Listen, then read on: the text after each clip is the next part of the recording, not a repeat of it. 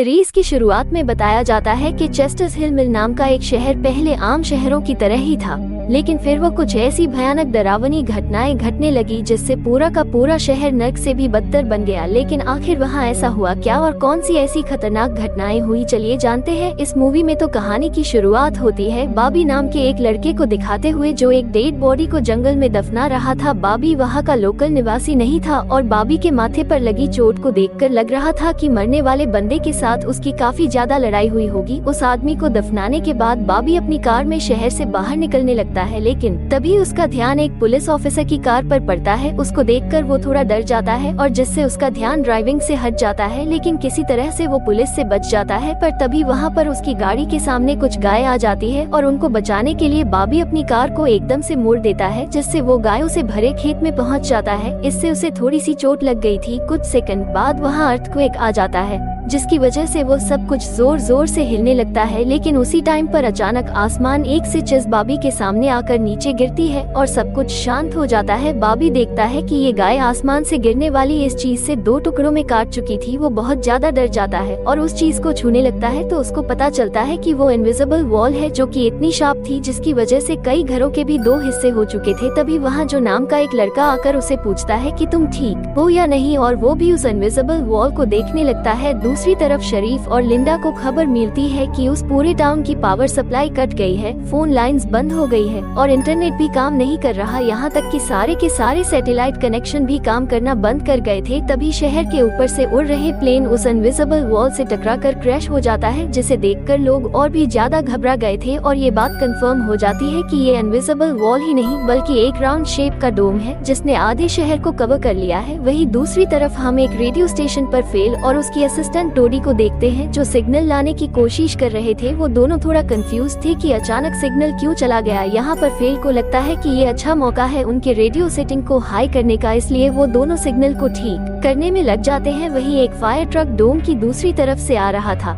जिसे देख बॉबी ट्रक वाले को इस इनविजिबल वॉल की तरफ इशारा करते हुए उसे रोककर क्रैश होने से बचा लेता है। थोड़ी देर बाद वहाँ इन्वेस्टिगेशन करने के लिए कुछ पुलिस वाले आते हैं, पर इस इनविजिबल डोम को समझने के उनके बस की बात नहीं थी। उसी समय वहाँ पर एक शहर का काउंसिलमैन जिसका नाम बिग जिम था वो भी वहाँ पहुँच जाता है, लेकिन उसे भी इस डोम के बारे में कुछ भी समझ नहीं आ रहा था। यहाँ पर पुलिस को इन्फॉर्मेशन मिलती है कि उस शहर की तरफ आने वाले सभी रास्तों को बंद कर दिया गया है क्योंकि उस डोम से बहुत सारे एक्सीडेंट हो रहे थे। उसके बाद हम 3 लोगों की फैमिली को देखते हैं जो उस टाउन की तरफ जा रहे थे। उनको इस बात की कोई भी खबर नहीं थी कि डोम ने पूरे शहर को कवर किया है। दूसरी तरफ हम जूलिया नाम की एक रिपोर्ट को देखते हैं जिसका शहर में काफी नाम था। एक दिन एक औरत उसे एक सीक्रेट खबर देने के लिए कॉल करती है। वो औरत उसे बताती है कि उसने उस वीक चेस्टर्स हिल में प्रोपेन से भरे ट्रक जाते हुए देखे हैं और उसके हिसाब से इतनी क्वांटिटी में प्रोपेन जैसे फ्यूल का शहर में आना किसी खतरनाक प्लेन का हिस्सा हो सकता है। जूलिया उस औरत को इस बारे में इन्वेस्टिगेट करने का वादा करती है, पर वो अपने काम में इतनी ज्यादा बिजी हो जाती है कि उस पर ध्यान नहीं देती। वही बिग जिम रेडियो स्टेशन जाकर इमरजेंसी की अनाउंसमेंट करता है। कैरोलिन उस अनाउंसमेंट को सुन लेती है, पर उन्हें लगता है कि ये किसी तरह का एडवर्टाइजमेंट है, इसलिए वो अनाउंसमेंट पर ध्यान नहीं देती और उसकी कार डोम से टकराते टकराते बचती है क्योंकि उससे पहले दूसरी तरफ से आ रहा ट्रक डोम से टकराकर क्रैश हो जाता है, जिसे देखकर वो तुरंत अपनी कार की ब्रेक लगा देती है। इतने बड़े इंसिडेंट को देखकर उसकी बेटी को दौरे पड़ने लगते हैं जिससे वो बेहोश हो जाती है, लेकिन बेहोश होने से पहले वो किसी पिंक स्टार के बारे में बात कर रही थी। अब यहाँ से उसको जल्दी से हॉस्पिटल में ले जाया जाता है। इसी हॉस्पिटल में जूलिया का हस्बैंड भी डॉक्टर था। वो उससे मिलने जाती है, लेकिन उस वक्त उसका हस्बैंड वहाँ पे नहीं होता। हॉस्पिटल में जूलिया को पता चलता है कि उसका हस्बैंड संडे को कभी काम ही नहीं करता था। वो जूलिया को हमेशा झूठ बोलता रहता था। वहीं अब टाउन के बॉर्डर्स को सैनिकों द्वारा सील कर दिया जाता है। बहुत सारे साइंटिस्ट और एक्सपर्ट को भी इस अजीबोगरीब मुसीबत का असल कारण कुछ भी पता नहीं चल पाता। कुछ घंटों बाद जिम प्रोपेन के बारे में बात करने के लिए सिर्फ से मिलता है। यहाँ पर उनकी बातों से हमें पता चलता है कि उनको इस डोम के बारे में पहले से ही थोड़ा बहुत कुछ पता था, पर वो इस पर खुलकर बात नहीं कर रहे थे। वही बॉबी को शहर में एक दिन के लिए रुकना था, पर उसके पास रहने करने के लिए कोई जगह नहीं थी, इसलिए वो अपनी कार में ही रात बिताने का फैसला करता है। इसी बीच वहाँ जूलिया जाती है और उसे अपने घर में रुकने के लिए कहती है। फिर सीन शिफ्ट होता है और हम देखते हैं कि टाउन कैसे हालात से लापरवाह होकर एक जगह कुछ टीनेजर्स पार्टी कर रहे थे, जिनमें जो भी था जो एक लड़के से वहाँ के हालात पर बात करने लगता है। लेकिन अचानक जो को दौरा पड़ने लगता है और वो भी पिंक स्टार के बारे में बोलने लगता है।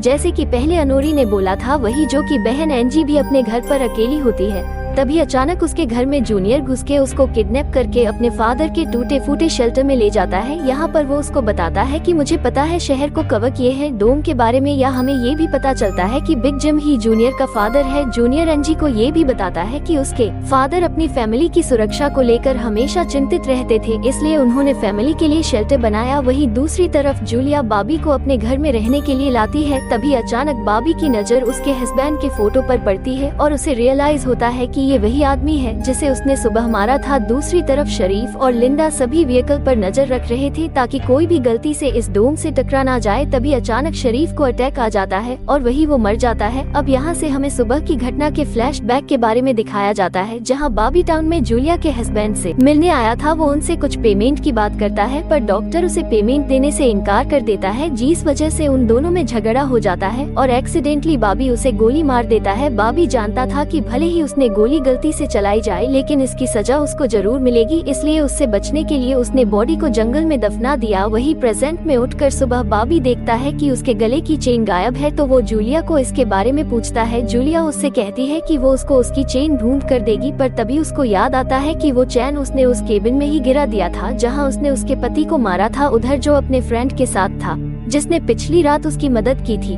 बेन जो से पिंक स्टार के बारे में पूछता है तो उसको रात के बारे में कुछ भी याद नहीं था। वहीं रेडियो स्टेशन में डोडी एक स्पेशल डिवाइस की मदद से डोम के बाहर वाले लोगों को कांटेक्ट करने में सक्सेसफुल हो जाती है। वो सोल्जर्स को आपस में बात करते हैं सुन रही थी। वो सोल्जर्स भी कंफ्यूज है कि आखिर ये इनविजिबल वॉल है क्या। वहीं दूसरी तरफ जिम रेस्टोरेंट में बैठा ब्रेकफास्ट कर रहा था कि लिंडा वहाँ आकर उसे शरीफ के मरने की खबर सुनाती है। वो लोग तुरंत बनकर में डेड बॉडी को दफनाने वाले के पास जाते हैं जिसका नाम लेस्टर था। इधर एनजी शेल्टर में किसी को मदद के लिए बुलवाने की पूरी कोशिश करती है पर वो कामयाब नहीं हो पाती, लेकिन तभी वहाँ जो आ जाता है और उसे चैन के जरिए बैट से बांध देता है। वही जिम लेस्टर को अपने साथ लेकर आता है जो कि शरीफ का ही दोस्त था। शरीफ की मौत से वो बहुत ज्यादा दुखी और परेशान हो जाता है। जब लिंडा उनके आसपास नहीं होती तो वो और बिग जिम पिछले महीने होने वाले प्रोपिंग के इम्पोर्ट के बारे में बात करते हैं, क्योंकि प्रोपिंग के इम्पोर्ट में कहीं न कहीं दोनों का हाथ था और उन्होंने टाउन वालों से ये बात छुपाई थी। शरीफ की मौत से उनको ये कंफर्म हो गया था कि उनके इन्वॉल्वमेंट के बारे में अब कोई किसी को कुछ नहीं बता पाएगा, जो कि उनके लिए एक अच्छी खबर थी। उसी दिन बाद में जब लिंडा पुलिस स्टेशन आती है तो वो देखती है कि जिम शेरिफ के ऑफिस में कुछ ढूंढ रहा है। लिंडा के पूछने पर जिम उससे कहता है कि वहाँ वो शरीफ की वसीयत के पेपर्स ढूंढ रहा था, लेकिन असल में वो प्रोपिंग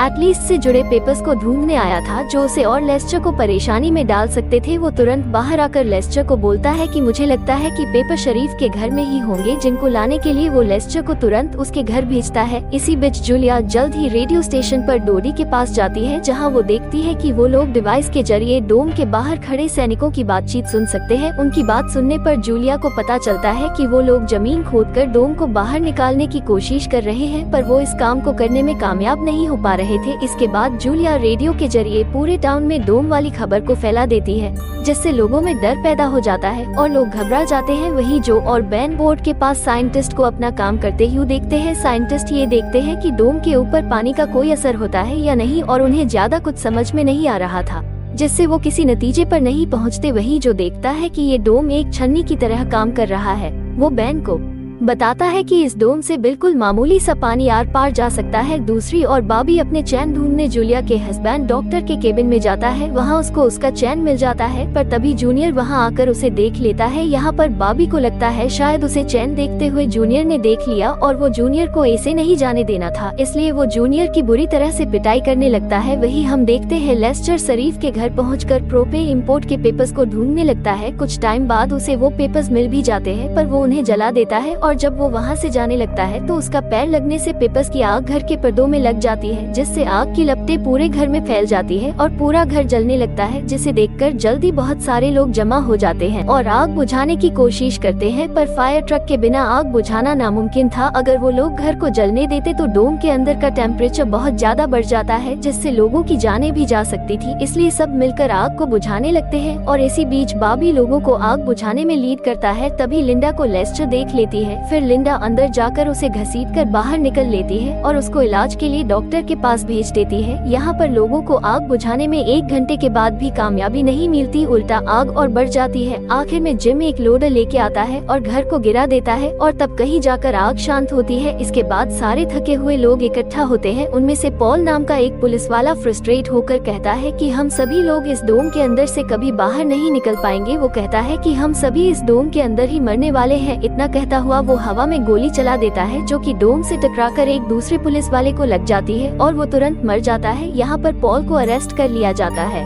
अंधेरा होने पर जो और उसके दोस्त स्केटिंग के लिए जाते हैं, तभी वहाँ पर अनोरी जो के पास आकर उससे कहती है कि उसे अपना फोन चार्ज करना है, जो उसे अपने घर ले जाता है क्योंकि उसके घर में जनरेटर था जो उस टाउन के गिने चुने घरों में ही था। इधर लिंडा पोल को लेकर जेल आती है। वहाँ कुछ लोग पुलिस स्टेशन के बाहर प्रोटेस्ट कर रहे थे। असल में वो लोग पुलिस की घटिया सिस्टम का विरोध कर रहे थे। जिम उन सबको ये कहकर शांत करवा देता है कि जरूरत पड़ने पर उन सबकी मदद की जाएगी। लॉकअप में बंद होने के बाद पॉल को हार्ट अटैक आ जाता है, जिससे लिंडा उसकी मदद के लिए दौड़कर अंदर जाती है, लेकिन तभी उसे पता चलता है कि पॉल सिर्फ अटैक करने की एक्टिंग कर रहा था। इस मौके का फायदा उठाकर पॉल उसे धकेलकर लॉकअप में बंद करके वहां से भाग जाता है। इधर जूनियर फिर से एंजी के पास जाता है, मगर एंजी समझ चुकी थी कि अगर उसे यहाँ से निकलना है तो जूनियर को अपने झूठे प्यार के जाल में फंसाना पड़ेगा। इसलिए वो उसे अपने बचपन की बातें याद करवाती है जब वो दोनों एक टनल में जाया करते थे, और वो उसे कहती है कि हो सकता है डोम का टनल पर कोई असर नहीं हुआ तो वो लोग बाहर जा सकते हैं। यहाँ पर वो सोचती है कि अब वो उसके प्यार के जाल में फंस गया तो शायद उसे छोड़ दे, लेकिन ऐसा कुछ नहीं होता। जूनियर अकेले उस टनल में जाने का प्लान बनाता है। फिर जिम जब पुलिस स्टेशन में आता है तो पोल की जगह लिंडा को लॉकअप में बंद देख के वो तुरंत उसे लॉकर से बाहर निकालता है। फिर हमें पता चलता है कि पॉल अपने साथ एक राइफल और कुछ गोलियां लेकर गया है। लिंडा तुरंत उसकी तलाश में जंगल की तरफ निकल जाती है क्योंकि उसे पता था कि पोल अक्सर शिकार करने जंगल की तरफ ही जाया करता था। वही जिम लोगों से पोल को तलाश करने के लिए उसकी टीम में ज्वाइन करने को कहता है, तो बॉबी से भी वो उसके साथ चलने के लिए कहता है क्योंकि वो आग बुझाने में अच्छा लीडर साबित हुआ था। वहीं दूसरी तरफ जूलिया जूनियर को टनल की तरफ जाते हुए देखती है। वो उसे रोककर पूछती है कि वो बैकपैक करके कहाँ जा रहा है, लेकिन जूनियर बहुत जल्दी में था और वो कहता है कि मैं बस यही आसपास में दोस्त से मिलने जा रहा हूँ, जिससे जूलिया का शक उस पर और भी बढ़ जाता है और वो उसका पीछा करते हुए टनल तक पहुँच जाती है। इधर जो के घर पर जो और नूरी साथ में नाश्ता कर रहे थे, तभी बेन और 2 लड़कियों को लेकर उसके घर में आ जाता है जिन्हें फोन चार्ज करना था। इधर जंगल में हम देखते हैं कि सर्च टीम पॉल को ढूंढ लेती है और उसी टाइम पॉल एक लड़के की टांग में गोली मार देता है। दूसरा लड़का भी उसे संभालने के लिए वहीं रुक जाता है, जबकि जिम और बॉबी पॉल के पीछे भागते हैं। दूसरी तरफ जूनियर टनल की आखिरी तक पहुंच जाता है। वहां जाकर उसे पता चलता है कि डोम ने टनल को भी कवर किया हुआ। वो दीवार को बिल्कुल करीब से पहुँच जाता है, जिससे उसकी टॉर्च जलने लगती है। तभी जूलिया वहाँ आकर उसे वार्न करती है। जूलिया को देखकर जूनियर को बहुत ज्यादा गुस्सा आ जाता है क्योंकि वो उसका पीछा कर रही थी। इस बात से जूनियर पागलों की तरह उस इनविजिबल वॉल को पंच मारने लगता है, जिससे जूलिया उसे रोकती है। फिर दोनों बैठकर बात करने लगते हैं। इधर जो के घर लोगों से भर जाते हैं जो अपनी जरूरत के लिए उसके जनरेटर का यूज करने आए थे। एक बदमाश लड़का लोगों से जनरेटर यूज करने के बदले में पैसे वसूलने की कोशिश करता है, जबकि जनरेटर उसका था ही नहीं, लेकिन उसके खिलाफ कोई बोलने की हिम्मत नहीं कर रहा था। ये देखकर अनोरी सब कुछ हैंडल करने के लिए आगे बढ़ती है, पर मामला और ज्यादा गर्म हो जाता है। लेकिन इससे पहले कि कुछ गलत होता तभी लाइट चली जाती है और सब वहाँ से चले जाते हैं। अनोरी इस बात से बहुत खुश हो जाती है कि जो ने इस बहस में उसका साथ दिया। वही जंगल में बॉबी और जिम पॉल तक पहुँच जाते हैं। पॉल ने अपनी राइफल निकाल रखी थी जिससे वो जिम को मारने ही वाला था कि तभी लिंडा पीछे से आकर उसको शूट कर देती है। दूसरी तरफ कैरोलिन जो के घर जाती है और अपनी बेटी अनोरी से मिलती है। वो अनोरी से कहती है कि उसे थोड़ा जिम्मेदार बनना चाहिए। उसकी डांट सुनकर अनोरी और जो एक दूसरे का हाथ पकड़ लेते हैं और उसी वक्त उन दोनों को दौरे पड़ने लगते हैं। और फिर एक बार वो दोनों किसी पिंक स्टार के बारे में बात कर रहे थे। इधर जूनियर शेल्टर में एनजी के पास जाता है, लेकिन इस बार उसके हाथ में फर्स्ट एड किट थी। एनजी उसके जख्मों पर मरहम पट्टी कर रही थी और चुपके से एक सिजर अपने पास रख लेती है। वही हम देखते हैं कि जूलिया और बॉबी दिन भर की थकान के बाद घर वापस लौटते हैं, लेकिन जूलिया जूनियर की बातें सुनने के बाद ही बॉबी पर शक करने लगी थी। और अब जब बॉबी नहाने जाता है तो जूलिया उसका सामान चेक करने लगती है। और इसी के साथ साथ इस सीरीज का ये फर्स्ट पार्ट यही पे खत्म हो जाता है।